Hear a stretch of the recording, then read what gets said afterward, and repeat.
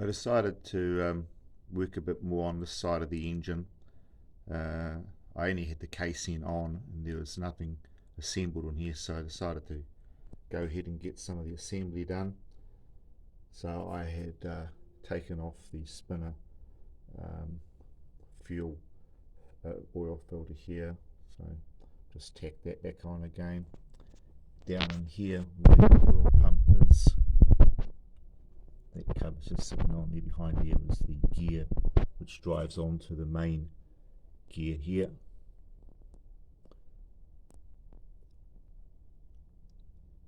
That drives the oil pump and it drives the spinner. Clutch, of course, engages into that gear as well. Easy to get a good focus into there. Yeah. That's a bit better. So that all went in fairly well.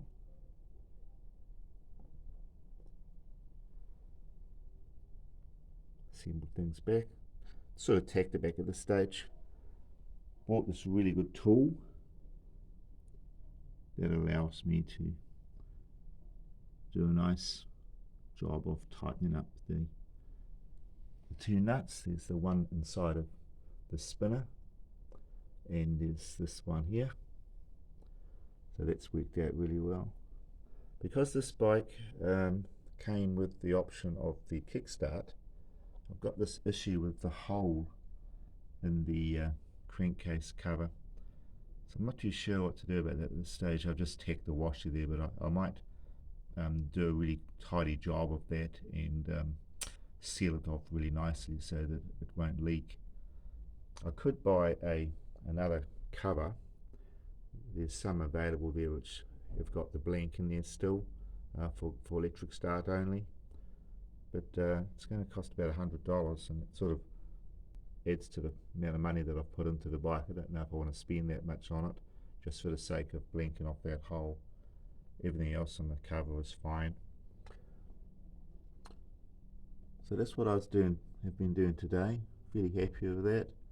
I'm still waiting for my throw out bearing and the little pin which pushes in from the clutch spindle actuator. Hopefully that'll be here within the next week or so, and then I can actually box this side up pretty much.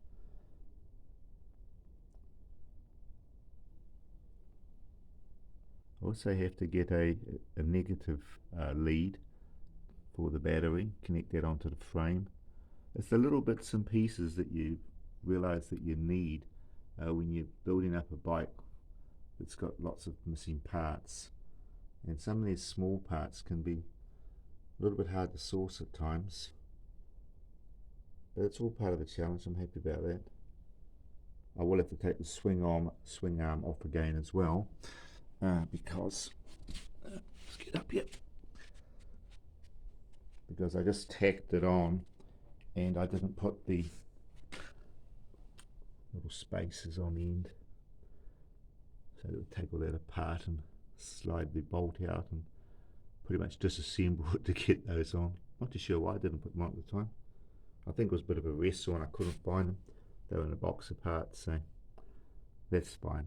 I've got to take this right back out anyway so I can change the sprocket. It'll take the wheel off, so it's not too bad.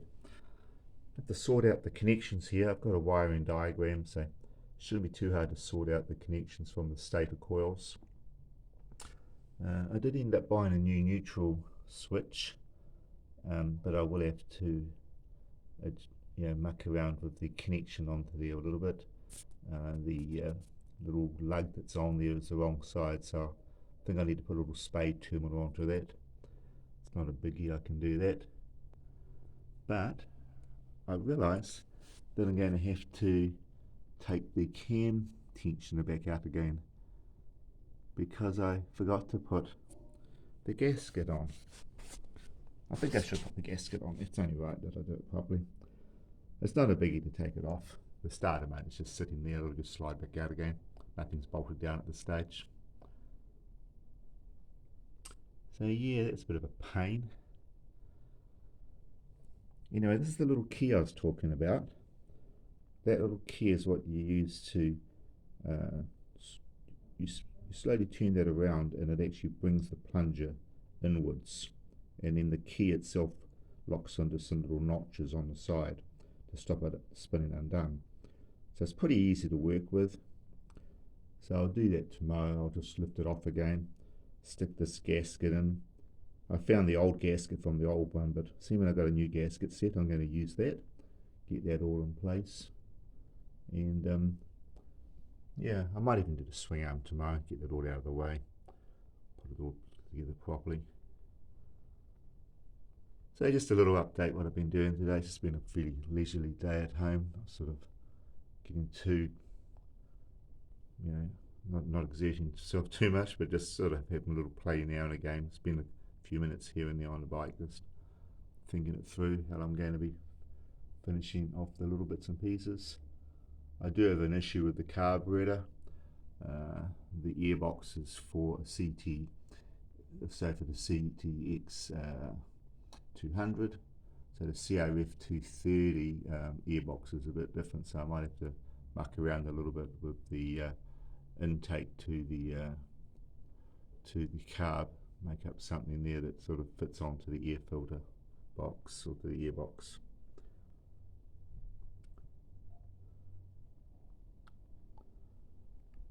Okay, so that's where the bearing goes into, the throw-out bearing, and the little plunger slips into the middle of the bearing. Because I got this engine pretty much from parts, those parts must have been thrown away by the previous owner or lost somehow. So these are just the little things which you realise once you get into the job. It's not a biggie though. I managed to get them new through Honda here in Auckland. Actually cheaper than trying to buy them second hand on the net, so it's worked out pretty well really. I'm pretty happy about that. Just have to wait for them to arrive, that's all.